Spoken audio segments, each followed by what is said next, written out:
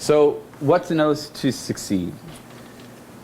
The biggest thing is to learn from others. And I'm going to kind of touch on this a little bit later. But networking, like you guys are doing now, going to conferences, seeing trends, looking outside your state, even watch your competitors. What do they do? What works best? Is there something you can pick up from them? Why are the competitors? Why are these people in other states successful? And don't just necessarily look inside your state or your specific competitors. Is there a similar industry or opposite industry? When I started off my career, I was working in the chemical and nuclear science field. So I was on the management side, and we worked with a lot of reverse engineering where someone would give us a product and we'd have to give the molecular makeup or what polymers were involved in it, those types of things. In that industry, we also had to do a lot of audits. So ISO audits. If you're in the manufacturing field, you're probably familiar with this. We also work with nuclear facilities. And there were very specific codes that you had to follow in order to meet the guidelines, become certified, and be able to give these types of okays, if you will, that these products are safe around the various parts of the nuclear plants. Through that audit, I learned some best practices, some trend things. So I was on the management marketing side of that company. But I volunteered to help out with the audit process. And by doing that, I got to know my coworkers a little bit better, but I also got to see some standard operating procedures, some of the failures within materials and or companies and what led to them. Because sometimes there's a problem with the product. If you trace it back, it could be a machine or it could be a personnel issue. It could be a training issue. So fast forward, if I'm doing some kind of consulting with an organization that sells, basketball hoops, you can notice some similarities. I might be helping them build a website. However, when learning about the organization, they can say, well, here's what separates us from the competitors, but here's also what our weaknesses are. And just even that alone, I was able to go back, all right, so this is your weakness. You're having this type of failure. When I worked for another organization, here's what happened. So even though I was helping them just develop a website, I was able to kind of assist them in another way too. So learning from others is always a good plus. The good thing about the consulting that I will do is it gave me a chance, going back to 2009, to dabble in other fields. I have 4 different degrees. I have a business and management marketing degree. I have an arts degree, a career and technical degree, and there's computer science degree. I just can't believe I'm forgetting what my own degrees are.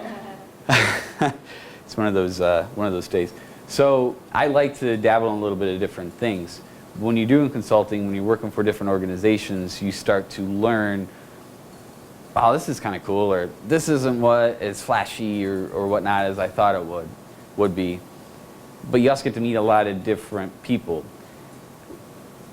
One of my first bosses told me, he says, you're starting off your career, every single person you'll meet here, you'll meet for the rest of your life. And that was true. You notice a trend in personalities, someone who's maybe comes off as kind of gruff but actually really cares, or someone who will be willing to work the extra hours or whatnot. And identifying those people and noticing those people, that helps you build a team. And building that team is one of the important things that I'm going to talk about in a few as well. But then you start building that gut instinct once you meet people, or once you're working with clients, whatever it might be. So when I was doing that, there was low overhead for me. I could work out of my home. I could build a website by myself, so I was able to, not have a lot of operating cost. Some business cards, travel, that might be the extent of it. And putting my own money out there until I got paid back. I mean, that was the extent for the most part of the risk. So that was a good part about testing it out and seeing if that was like my thing.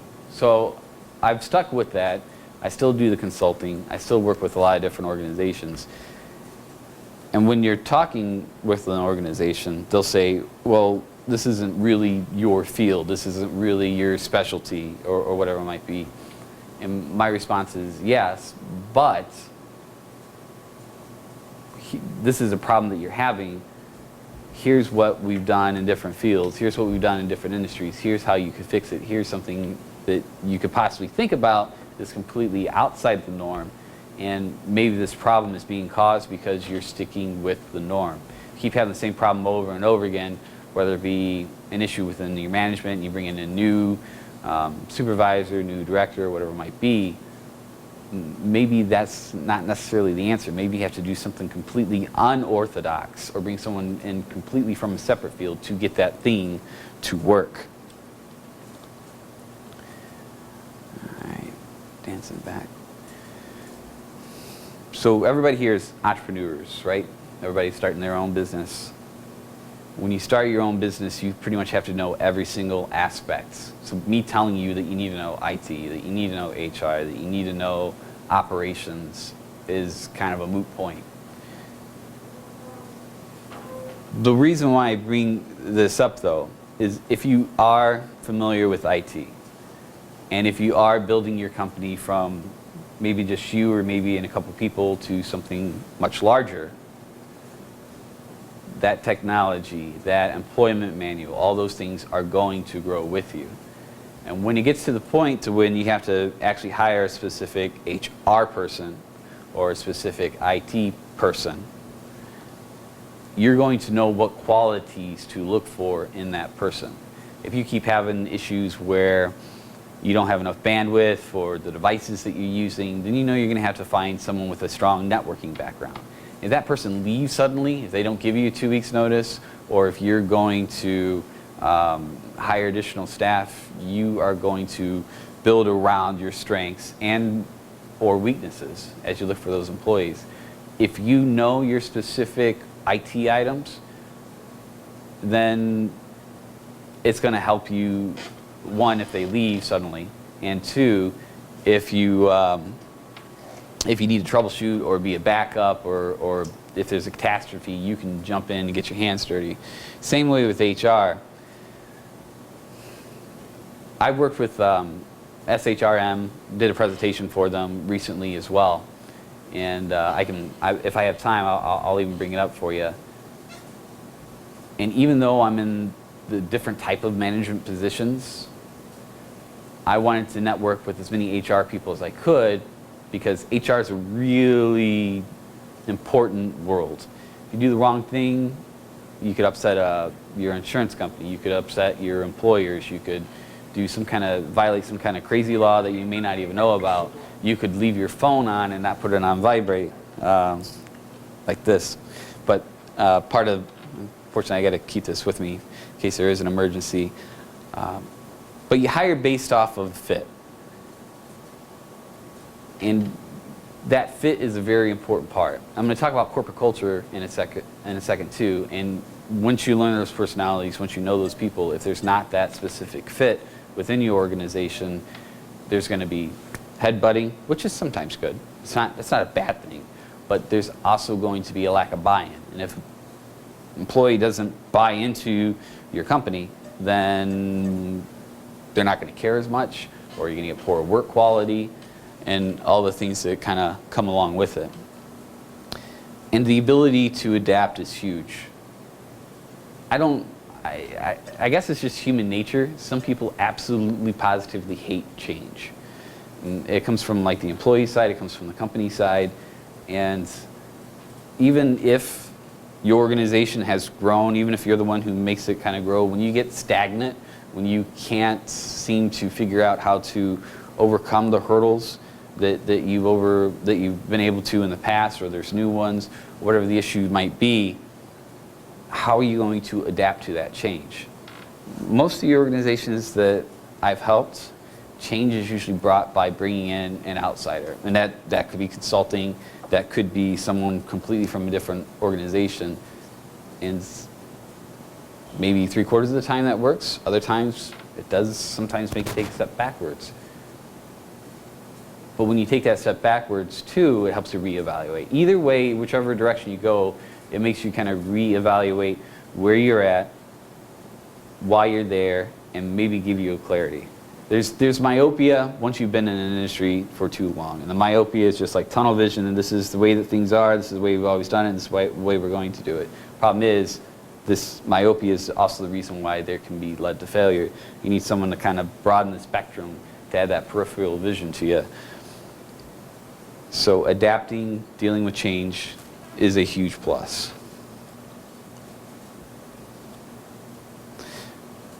Going back to the corporate culture part, that fit, if you will. How does it feel to work within your company? For your employers, what would they say about your organization? Do they like working for you? Is it easygoing? Is it come and do your job, go away? Or do they like to hang out? Are they friends with their coworkers? You don't have to be. As a manager, like to be friendly with your staff. However, when it comes to the disciplinary side, if you're too close to them, kind of makes it tough. Or it might come off that there's favored, or maybe you spend too much time with this other person. What is that fit? Is it that everyone kind of gets along, we can get along, but at the same time, when it comes down to it, if there's an issue, we're going to solve this, we're going to work together, I got to be tough on you? Or is it sometimes, and sometimes, a lot of times is a problem, people get too close, and then it's like a, hey, don't do that. On the flip side, if you have the penalty mentality, a lot of the organizations lose trust. And I call it the gotcha mentality. When we were doing the audits, I was from a completely different side of the world. Our facility was all one building, but we had a wall that separated the office management side and then the engineering and chemical side. When you crossed that wall, you were an outsider. You were stepping into someone else's turf, even though we all got together. So I'm coming in. They view me and some of the other people as, look, you don't know our industry. How the heck can you judge us? Why should we listen to you? And we don't really want to be part of this process. Just let us do our jobs. And that's fine. We all got that. So we came in with the attitude of playing off of that. We would come into one of the labs and we would say, we got you, on something. It could be like a bottle that was expiring the next month or something. And we'd be like, you are just in so much trouble. And we did that lightheartedly. And it kind of broke the ice and made people feel comfortable. And at first, when we first did that, the first couple times, they were just kind of taking it back and they kind of put up that wall. But then after we started doing that and after we kind of smiled and laughed, it was like, oh, okay, we're kind of relaxed. But just even doing that first couple of times when you saw that, you saw the people kind of stiffen up and lock up and they weren't as open with you. But once they relaxed, it was, oh, yeah, you know what, that has been a problem. We got to figure out a different inventory system. Or, yeah, we've kind of danced around these rules, these standard operating procedures. And yeah, it still gets the same result, but it may not necessarily follow the codes and the ISO standards, whatever it might be. Like, all right, well, let's pull it back to the center, and maybe this takes an extra 5 minutes, but we need to make sure that we do this because when the auditors come in and they look at this, they're going to kind of call it out. So here we are, teammate. Let's do that shift, get back to how they're supposed to be doing. Great, you thought outside the box, so you find a more efficient way, and maybe this is something that in the future ISO is going to change, or NADCAP, or whatever organization might be. But for right now, that's kind of the straight and narrow, that's kind of the road that they want. We got to stick to it. If there's transparency, everybody's always afraid of losing their job. Or every single company that I've worked with, and I love this one, there's always the rumor mill. And the rumor is, they're going to sell. They're going to sell. Someone else is going to come in, or they're going to merge. Or, especially when you have a small company and you're fighting against big organizations, or even medium-sized organizations. And you hear that, and if you don't respond, then it just kind of feeds into it. Like, oh, yeah, they're not saying anything, or I haven't heard that, but that's they're not saying it's not going to happen. So if you're transparent, if you say, hey, look, here's where we are. We're growing. Things are good. Plan on being here for a while. Thumbs up. It goes a long way. If your finances, that's one of the organizations I had, you could walk in at any point. We had monthly meetings. Here's our operating cost. Here's what we're getting in revenue. Here's what it means to you. Any questions? Everybody knew. So when you said, hey, look, we're behind, or this backlog is creating us a lot of upset customers, and now we're losing customers, or what it might be, it's not just somebody telling you that, but it's actual, here's the numbers, here's the hard facts. We're not just saying it just to work you harder or to stress you out. How can we fix this? That transparency goes a long way. Some people really, they take that information and it's mine, I'm not going to share it, and I don't want everybody else to know. And there are some things that you do have to kind of keep to yourself. But if it makes the employees more comfortable, that gives them buy-in. It gives them more of just pointing the finger and saying, get to work. They understand why. And when you're constantly open with them, when you're constantly talking to them, showing them the reasons why you're taking the steps you're going to make, they feel comfortable. Money is not always the motivator for employees. It's, do they like their job? Do they like who they work with? Do they feel safe and secure? And everyone will tell you, I need more money, or pay's a factor, or whatever it might be. But when it comes down to it, if you're happy, you're happy. If you're comfortable, then you're comfortable. Going back to adapting and change, if that person has to start thinking about, well, if I go work for this company, yeah, sure, maybe the grass is greener on the other side, but if my child gets sick, or I have some kind of emergency, or maybe I need to take out a payroll advance, are they going to do that? If I show up 5 minutes late at this organization, are they going to be pulling me in the office and giving me a hard time? Whereas maybe here it's, kind of like a, are you getting your work done? Yes. All right, you're a little bit late, but just keep getting your work done. That is more important to some people, actually most people, than that extra 50 cents an hour, or whatever it might be. So it's that corporate fit, it's that trust, it's the camaraderie within the organization. If there's accountability on both sides, when we came into that office and we pointed in, you're so screwed kind of a thing, we follow that up once we broke the ice and we talked about the issues and why they kind of need to pull it back to center. We'd be like, all right, so what can we do? So you have an inventory issue. You're jam-packed with work. We get that. Is there something in our world on the other side of that wall that we can do to help you out? Can we do we need to bring in another person just maybe specifically to do this because that department over there needs help in this area, maybe it's just paperwork. We could hire someone part-time that can kind of do both. We can kind of create a position and it's within the budget. It's putting the onus on everyone and to show that everybody's there to help each other. Every single company that I've worked with, at some point they get that grudge match. This division versus this division.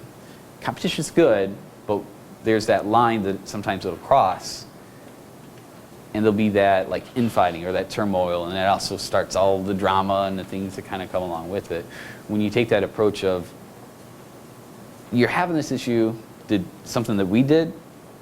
Is it something we can work on together? Is it something with this department?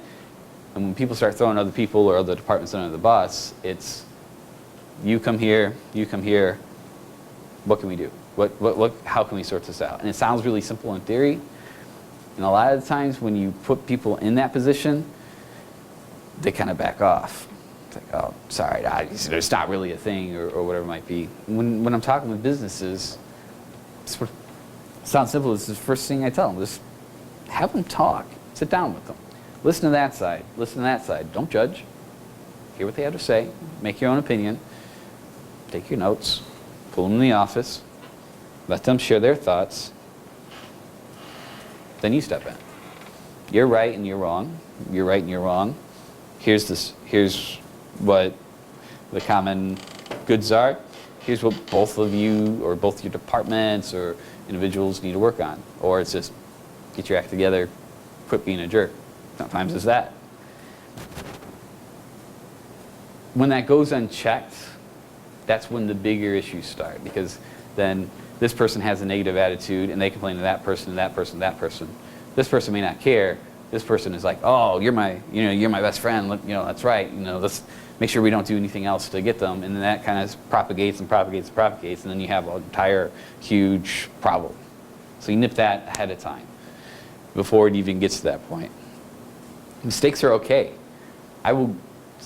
There's times when you need to go out of your way. If I'm working for an organization or I'm as a consultant or a manager or whatever it might be, where I'll just admit a mistake. It could be big, it could be small.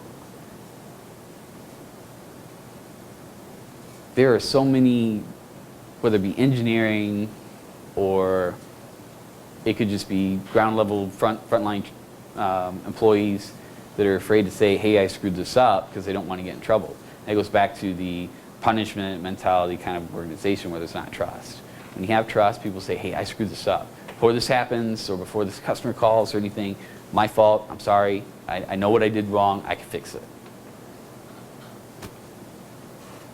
The only way that you can also build that trust is by admitting your own mistakes. Say, oh, I forgot, you requested this day off, you told me about it, I forgot to put it on the calendar, scheduled a meeting, my fault, I'll take care of it, I'll figure out how to resolve it. And then that employee or that organization I'm consulting with, they're like, oh, geez, okay, so it's safe to make a mistake. And this guy, this girl, don't think that they're holier than thou art. They understand that we're all human. Small thing goes a long way. When you are hiring people, this goes back to wearing that HR hat on top of the IT hat, on top of the finance hat. Everybody has some kind of trauma or damage from the other organization. You can't just not work somewhere and not have a bad experience. It could be with a coworker, it could be with the actual employer itself. And so that's going to make them shy away or be afraid of something, whatever it might be. It could be like reporting an issue, or it could be with asking for time off, because they might have been given a hard time about that before. When you're doing that interview, try to identify it. Name a time that you were in a conflict with an employee or a customer. How did you resolve it? And it's important to listen to what their response is, but it's also important to pick up on how their body language is, how they respond to the question, like, are they really hesitant? Are they shy away? Are they kind of speak quieter because they don't want to talk about it? Or do they kind of own up to whatever it was, like, it was my mistake, and this is what happened, here's how I resolved it, I apologize, I took the customer out to lunch, or whatever it might be. So understanding that people have damage, that have trauma, that's going to be one of their weaknesses. How can you either put that person with someone that can mentor them and make them feel comfortable and build that strength? Or how can you kind of anticipate that in the future and nip that early? Because otherwise that issue is going to repeat itself, or it's going to carry over. Because if that person's afraid, because last company they work with, every time they got ETO, PTO, whatever you call it in your organization, that they kind of got the stern look, like, oh, so you're taking a day off kind of a thing. Well, if they do that, then a new hire comes in and that person's training with that person, like, they don't want to talk about ETO, or they get really kind of shy, or they get quiet about it, then that person's going to think, well, it's not okay to do this either. So knowing that and anticipating that there's a little bit of maybe some drama that kind of carries over, that there's, was a bad relationship in the past, that will go a long way if you can kind of counter that. Because there's been interviews that we've all had, whether it be with clients or potential employees, and they have just so many great, so many positive, you really want that person, but then there's that one thing that sticks out. they're able to do the job, if they're able to help you make profit or make your customers or employees happy, how can you fix that one thing? Some people, it can't be changed. Like, let's be honest. We've all hired those people where you thought maybe if you mentor them, or maybe if you work with this client and you coach them along, it will be better and that you can fix them. That's true sometimes, but not all the times. That comes kind of with any industry. All right.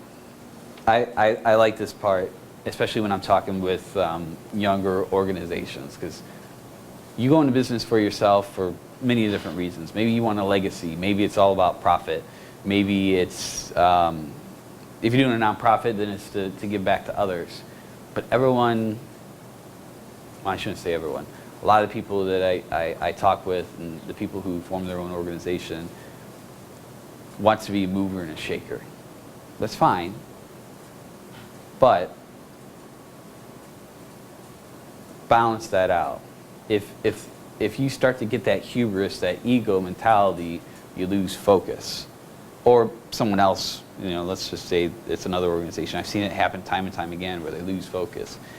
They spend so much time shaking hands, networking and building with all these different people that they start to get this complex of like, I'm a big important person, whatever it might be, and then that trickles over to how they treat their employees, on how they work with other companies, and there's a sense of arrogance, and that also goes back into that trust. So what I usually say to that, and if it's a client, I'll tell them, like, you need to calm it down, you need to bring it down, you need to be more down to earth with people and friendly and approachable, because right now, you're not that. And I work with CEOs, presidents across the board, and honestly, outside of them actually spending time with their employees, asking them how they're doing, remembering stuff about their family or their background, and sincerely, not just for the sake of stoically asking them, if you actually care and you talk to people and you realize, I might be the president, the founder, whatever, but I can't exist without you, and that I am just as important of a cog as you are, it will help you out. And when I'm talking with those people in those scenarios, and I pick up a little bit of that arrogance, I'll ask them, who was the president in 1904? They don't know. It's the president of the United States. That's a big deal. You should know that. Well, who's the current mayor of Euclid? I don't know. These are big, important people. You're a big, important person, aren't you? So you might be maybe in your industry, you might be in your town, but outside that, nobody cares, or nobody knows. And that sounds really kind of harsh, but that's a big part of, they think about that. At first, it kind of ruffles the feathers, and it makes it like, I don't like that, that's not who I am. But then they think about it, and then the following day or the following week, it's I've been thinking about that, and you're kind of right. And there is, people do say I'm kind of unapproachable, and now I kind of understand that. And in the grand scheme of things, I am a blip, so to speak. That's not negative, and that's not to blow things off, and it doesn't mean that that person is not any less important. But they also got to realize that show, that self-righteousness trickles down and other people pick up on it. But it's good to have an ego. I mean, to some extent, you should be proud of what you've done, just within moderation. A lot of these same people will give because it's a PR thing. And I'm going to touch on PR in a moment too. If you're going to give, just give. Don't give because of the fact it's going to get your name in the papers, or because you're going to get some kind of shiny plaque to put on the wall. That defeats the entire purpose of corporate stewardship and giving and whatever it might be. If you want to help an organization, help them out. I mean, you don't have to do it anonymously. If you want to throw your name in there, and that kind of builds morale and lets the employees know, like, hey, you're important, our community is important. That part's key. But if it's just because of the fact that you kind of want to puff your chest or kind of show the competitors up, that's the completely wrong reason to give. You want to form a foundation and just even take a step aside from it, Or once you're in that spot, which we all want to grow our companies to where we're in that spot to where we can kind of take a step away and let other people run it. That's the reason why we hire people. Then maybe you focus on that foundation and giving side. Or maybe you don't want to give. I mean, that's everybody's own personal thing. But don't lose focus for why you're giving, because then it's just an automatic, well, I'm just going to write a check and whatever company or whoever calls in. I've seen that too, where just any request, sign the check. And sometimes I've seen it. It might be something small. Maybe it's donating some tickets to like a concert that they might have received from, a partner or media specialist they went with. So they'll give these tickets away, or they'll accumulate all those things. They don't give it to employees. They'll give it out as prizes. And people kind of pick up on that, and sorry to say, they abuse it. So they know if they write in, like, here's my situation. Is there anything you give us for a raffle or whatever it might be? Those people will take that and they'll just use it. And it's really aggravating, because when you do it, I mean, we all do it out of trying to help others. People just there are bad people out there.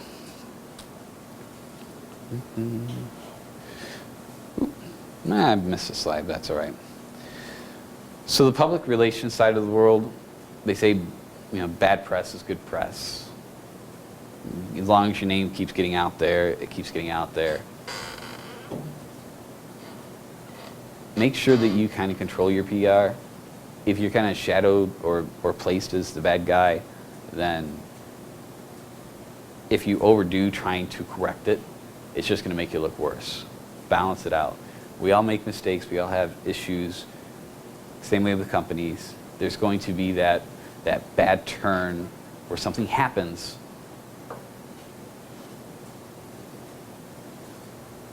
Don't overdo it on the flip side. Don't just try to, I'm just going to start writing checks and do all this kind of stuff. And, all of a sudden, where we never donated time before, we never had employees engaged in community events, now we're just going to kind of overdo it. And people see right through that. And that's another common mistake that I see when I get pulled into an organization. And they're like, here's our problem, we had a major mishap, or we've had this major problem, we have this notoriety, how do we fix it? Well, slowly. And do what you do, stick to your plan, continue what you're doing to make your name known and to be good, and then pull yourself back to being good. And on that same token, Google, for the longest time, their corporate motto was, don't be evil. That was their overall thing, help people out. Google's had controversy, but they pulled back from it. And overall, during the lifespan of ourselves or within the company, when you have that downfall, even if you've give, helped, you stumble. And it takes time to build back up. And you got to keep doing the good that you've always tried to do. And some of you guys may not be in that position now, but a lot of you at some point are going to find yourself or one of your divisions or whatever it might be in that spot. It's not going to get fixed right away. The best thing you can do is do whatever you can to dig out of that hole and to show that you're not the company or you're not the person or whatever it might be that kind of got that reputation.